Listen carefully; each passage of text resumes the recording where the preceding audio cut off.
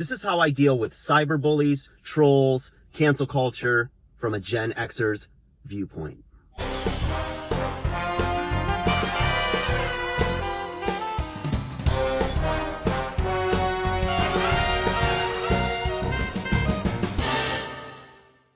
Hey guys, welcome back to 5nothing100nothing.com.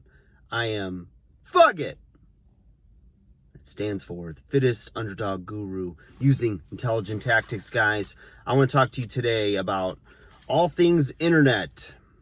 Okay, this beautiful baby that we've birthed here the last generation or so.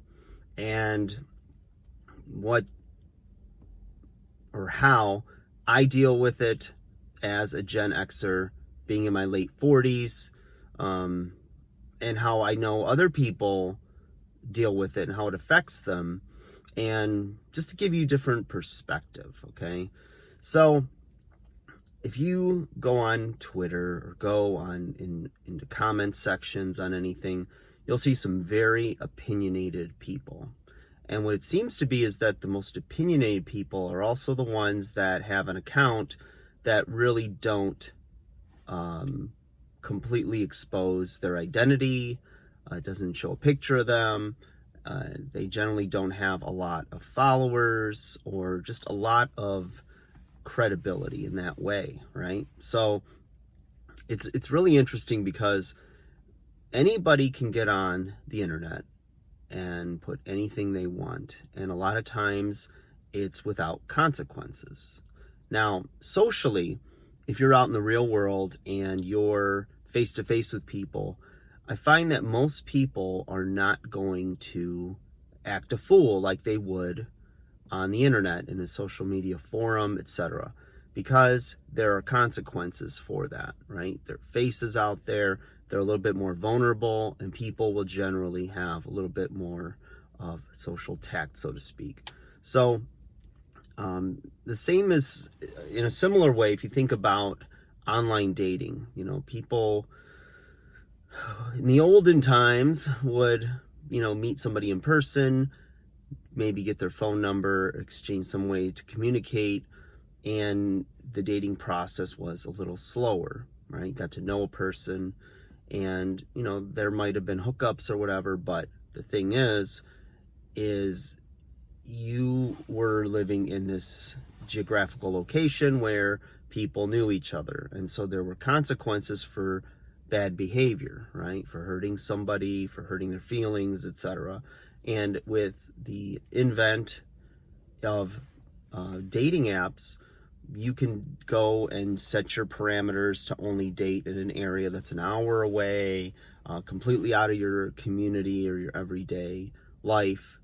That way, you don't have consequences, or the consequences are less for your actions.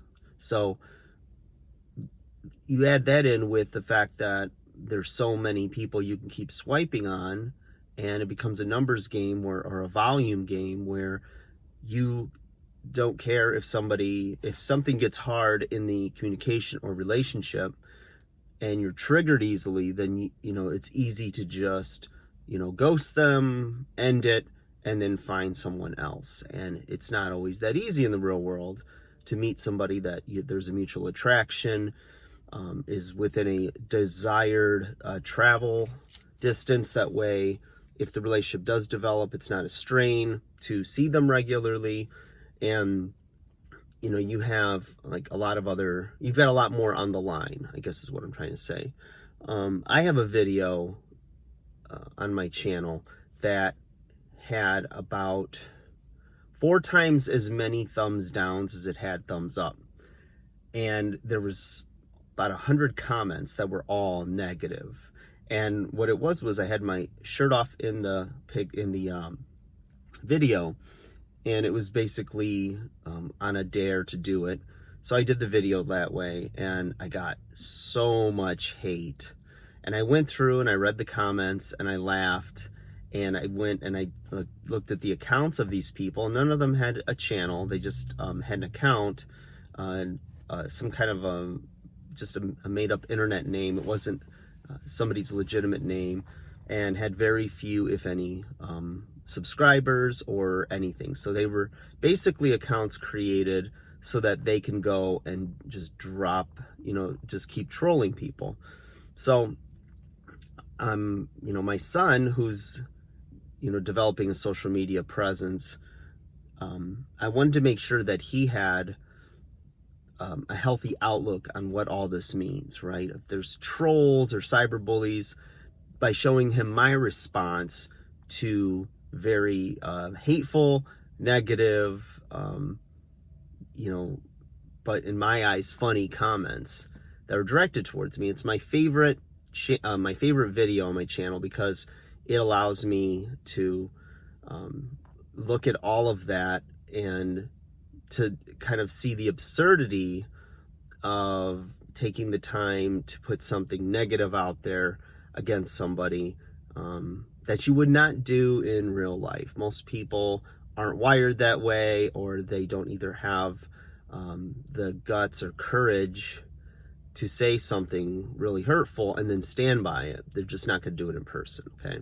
So in my mind, these people are kind of living in a fantasy world where it's their release or their outlet for their own stress, the things that are going on in their lives. Sometimes it could be jealousy, or they just don't agree with you on that particular topic or your stance. So they're going to say what they're going to say. But I don't care. I mean, I applaud them for, I'm thankful that they took the time to watch my content and then post something.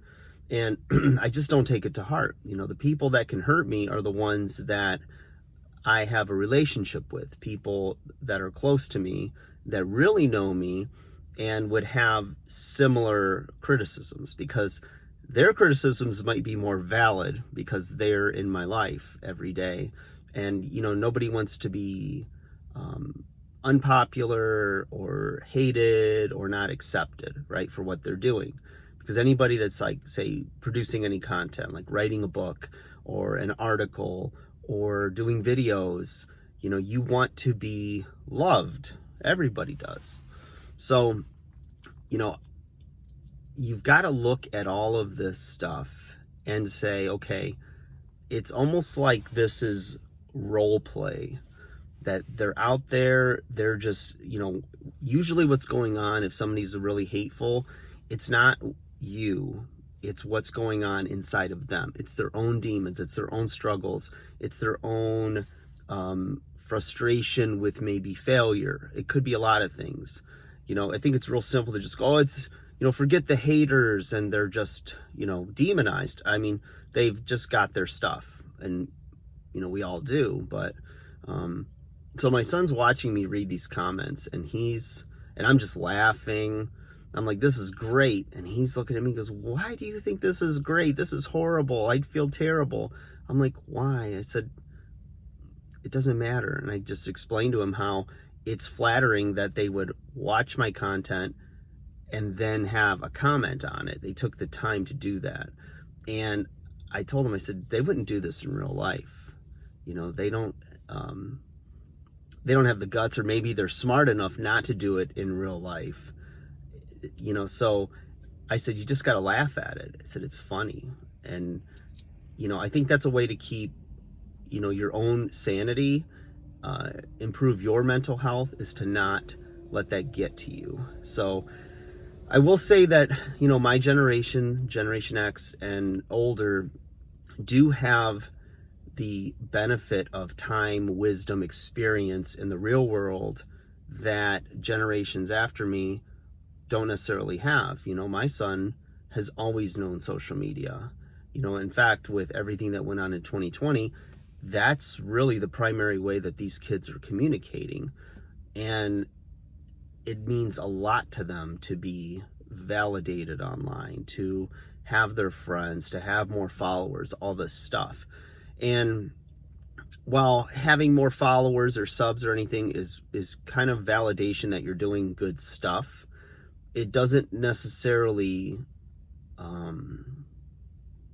qualify you or validate you as a person, and you can't let it. You have to have your own values, your own morals, your own you have to find your own self-awareness, self-esteem, and really believe, in who you are, so that when adversity comes and friction and people with opposite viewpoints come, you're not going to crumble and just kind of bow a knee to, others' opinions. You have to be strong. That's not to say that you can't change your opinion based on more information. In fact, we should always be learning and growing and becoming a better version of ourselves. But, if you're struggling with any of that, with the cyberbullying, with people trolling you, or with people, threatening to cancel you, all this stuff, I think that, my best advice is to take it with a grain of salt and think about the things I've said in this video. And if you're a parent, share it with your kid, and open up that discussion, because you just don't know exactly how it's affecting them, and it shouldn't be. You should have healthy self-esteem and be okay with who you are. Like, share, subscribe.